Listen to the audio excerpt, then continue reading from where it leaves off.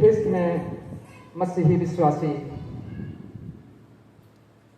प्रिय माता पिता, भाई बहन, जवान ज्योति और प्रिय बेटा बेटियां, आज का वचन में हम देख पाते हैं, आज का उपदेश वचन में, कि दो व्यक्ति मंदिर में प्रार्थना करने के लिए गए। दो व्यक्ति मंदिर में प्रार्थना करने के लिए गए थे और दोनों का काम अलग अलग था। दोनों का काम अलग अलग था। पहला व्यक्ति फरीसी था और वह धर्मी गिने जाते थे। मंदिर में परमेश्वर का काम करने वाले, परमेश्वर का चुना हुआ जन। और दूसरा व्यक्ति चुंगी लेने वाला के बारे में हम देख पाते हैं। और ये दोनों एक साथ प्रार्थना करने के लिए मंदिर में गए। आज का डेट में हम गिरजाघर जाते हैं, लेकिन हम पवित्र शास्त्र में देखते हैं तो कहीं गिरजाघर नहीं, परंतु मंदिर ही लिखा गया है। और वो गिरजाघर मंदिर में ही प्रार्थना करने के लिए परमेश्वर के पास दोनों गए। तो कृष्ण प्रिय, आज प्रार्थना का महत्व को दोनों जानते थे कि प्रार्थना करना जरूरी है। परमेश्वर से प्रार्थना करना मतलब बातचीत करना, इन सारी बातों को समझते थे। और आज हमारे लिए भी प्रार्थना बहुत ही महत्वपूर्ण है। हमारा जीवन में, मसीही जीवन में प्रिय, प्रार्थना ही एक ऐसी चीज है जो हमारा आत्मा को जीवित रखता है। और प्रार्थना ही एक ऐसी चीज है जो हमें संसार से लड़ने का सामर्थ्य देता है। प्रार्थना एक ऐसी चीज है जो हमारे शरीर में ऊर्जा पैदा करता है और हमारा शरीर में एनर्जी आती है और हम परमेश्वर के साथ हमारा संगति प्रार्थना ही कराता है। और प्रार्थना बहुत ही इम्पोर्टेंट है। अगर प्रार्थना नहीं है हमारे जीवन में तो कुछ भी नहीं है। हम देख पाते हैं कि प्रभु यीशु मसीह भी जब इस जगत में थे प्रार्थना करते किए, वे भी प्रार्थना किए। हम देख पाते हैं कि यीशु मसीह भी जब उसका पकड़वाने का समय आ गया तो अपने चेलों के साथ प्रार्थना करने के लिए गए और अपने चेलों को प्रार्थना करने के लिए कहा कि प्रार्थना करो कि तुम परीक्षा में ना पड़ो। और जितना ढेला फेंक सकते हैं उतना दूरी उनसे आगे जाकर स्वयं भी प्रार्थना करने लगी। और वो प्रार्थना का उत्तर इतना पावरफुल था कि प्रार्थना यीशु मसीह जब कर रहे थे, वहां स्वर्गदूत उनके पास उतर के आया। स्वर्गदूत उतर के आया, क्योंकि जब हम प्रार्थना करते हैं तो परमेश्वर के पास अनगिनत स्वर्गदूत है स्वर्ग में। और जब हम उस स्वर्गदूत का काम है हमारा प्रार्थना का उत्तर देना और हमारे बीच में आकर हमारी मदद करना। अगर हम प्रार्थना नहीं करते हैं तो स्वर्गदूत के लिए कुछ भी काम नहीं है, वो बिल्ले पड़ा हुआ है। जब हम प्रार्थना करते हैं तब हर एक के पास परमेश्वर अपने स्वर्गदूतों को भेजता है। जब हम देखते हैं कि यीशु मसीह जब प्रार्थना कर रहा था, बड़ी पावरफुल प्रार्थना कर रहा था, तो स्वर्गदूत स्वर्ग से उतर के आया और उसके लिए क्या दिया? सामर्थ्य। क्या दिया?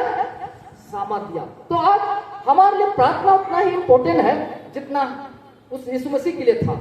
आज हम प्रार्थना करेंगे तो परमेश्वर के पास स्वर्गदूत है, उसका काम ही है हमारी सहायता करना, हमारी मदद करना। हम देख पाते हैं और वो ही प्रार्थना का उत्तर जब यीशु मसीह कहा, मैं मरूंगा और मैं तीसरे दिन जी उठूंगा।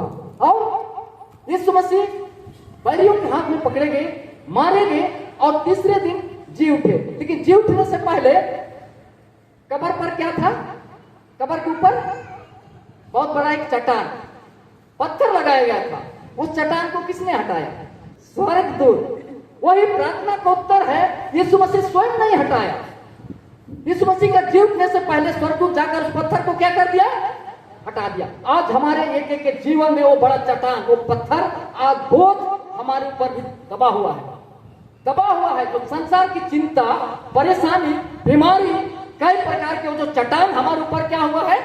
सील लगा हुआ है।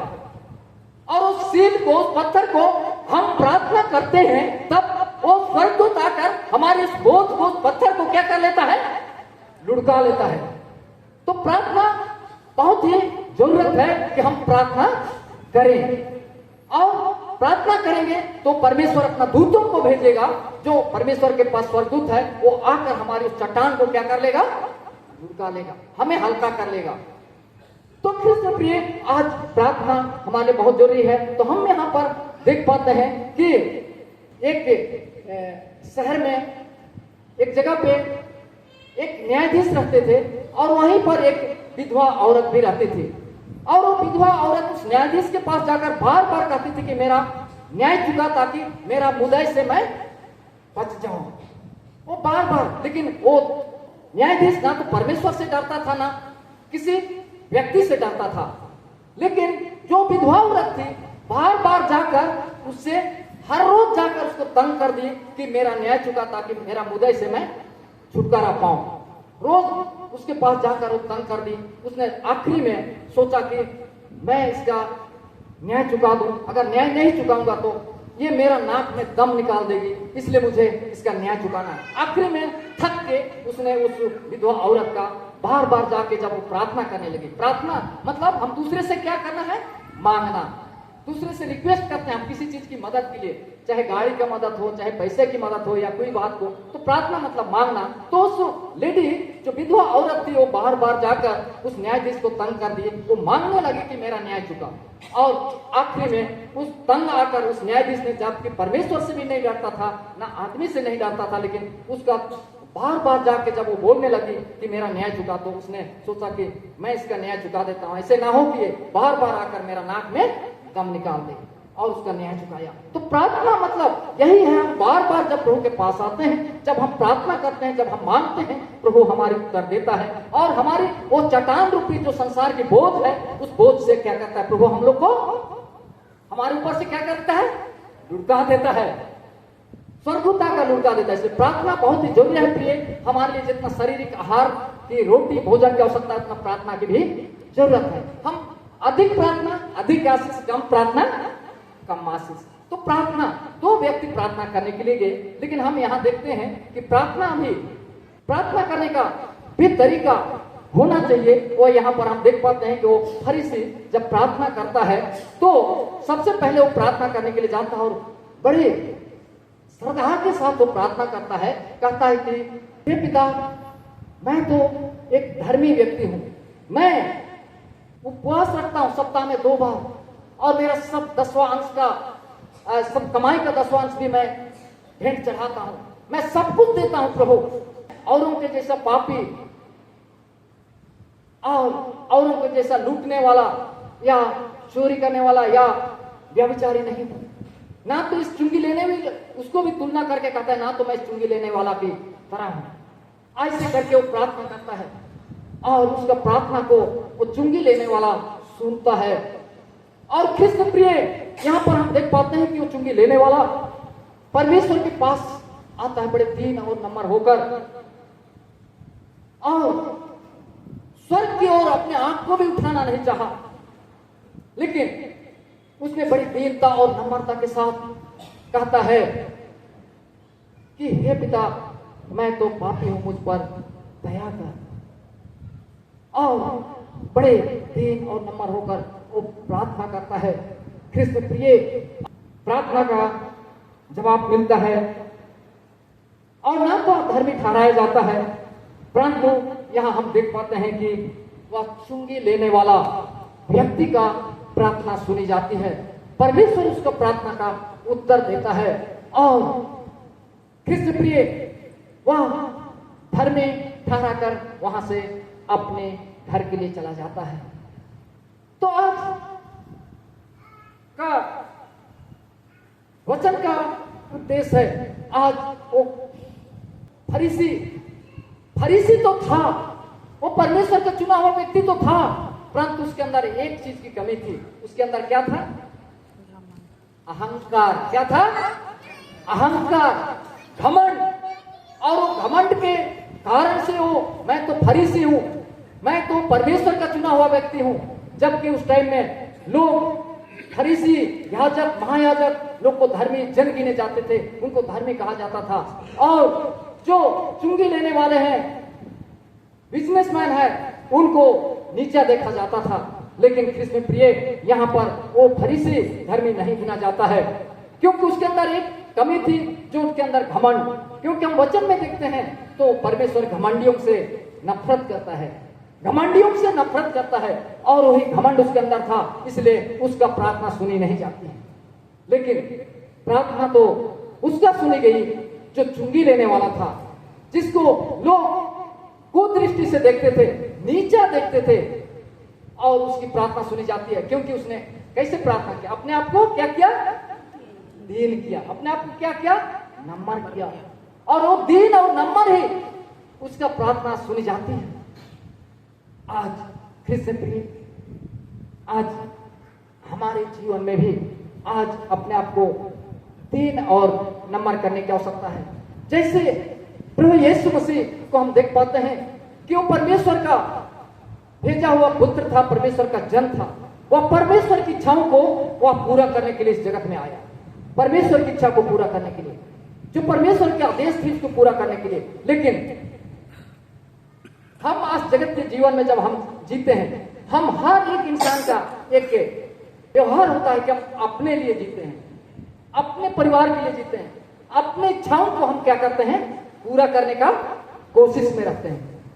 तो आज हम कृष्ण प्रिय, आज हम हर एक को आज दीन और नम्र होने की आवश्यकता है, चुंगी लेने की वाले की तरह। और आज हम लोग को जिस मकसद से, जिस इच्छा से परमेश्वर ने अपने लहू से खरीदा है, अपने लहू से हम लोग को मोल लिया है, उसको हम लोग पहचानते हुए अपने आप को हम लोग दीन बनाएं, नम्र करें, और उसके आधार पर हम चलें। प्रार्थना में आज हम उन अपने अंदर का जो घमंड है, उस घमंड को हम निकालें, और हम अपने आप को प्रभु के पास हम दीनता और नम्रता के साथ लाएं, और प्रभु से हम किसी को नीचा दिखाने के लिए नहीं,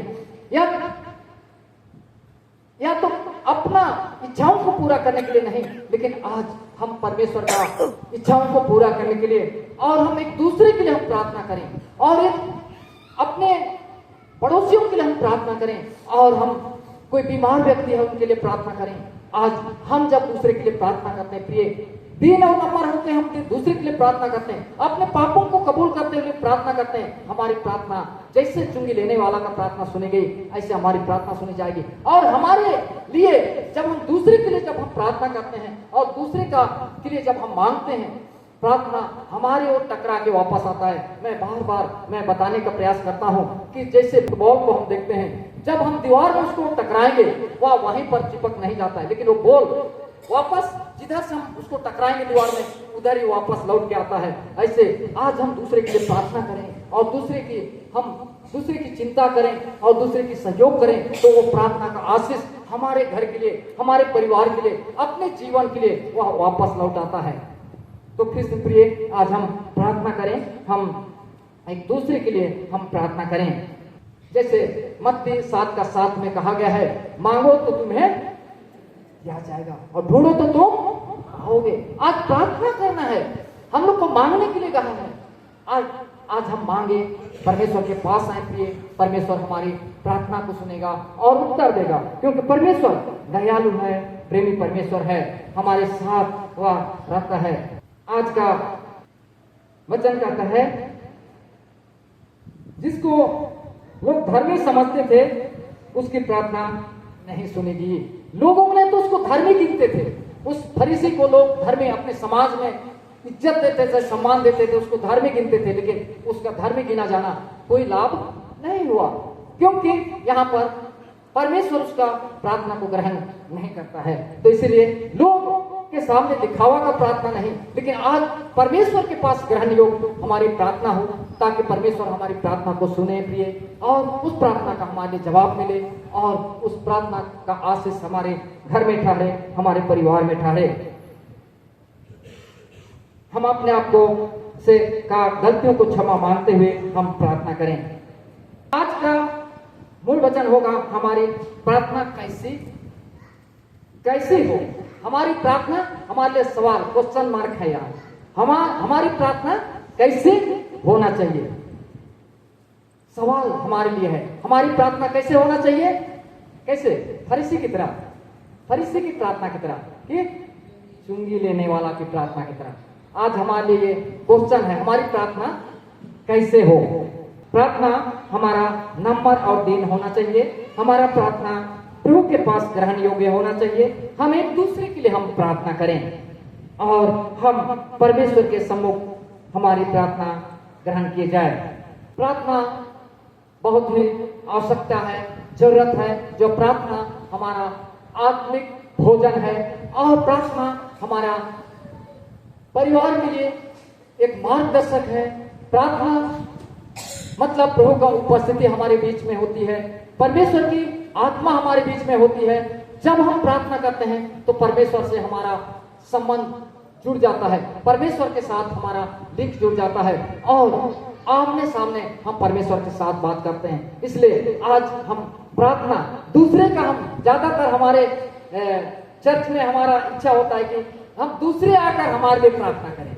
दूसरे का प्रार्थना का हम इंतजार करते हैं। प्रचारक आके हमारे लिए प्रार्थना करे बीमार के लिए, या पादरी आके प्रार्थना करे, या कोई पंच आके प्रार्थना करे हमारा प्रार्थना, या कोई चंगाई पास्टर आके हमारे लिए प्रार्थना करे। हमारा एक ये होता है कि हम दूसरे से इंतजार करते हैं, लेकिन क्या हमारी प्रार्थना सुनी नहीं जाती है?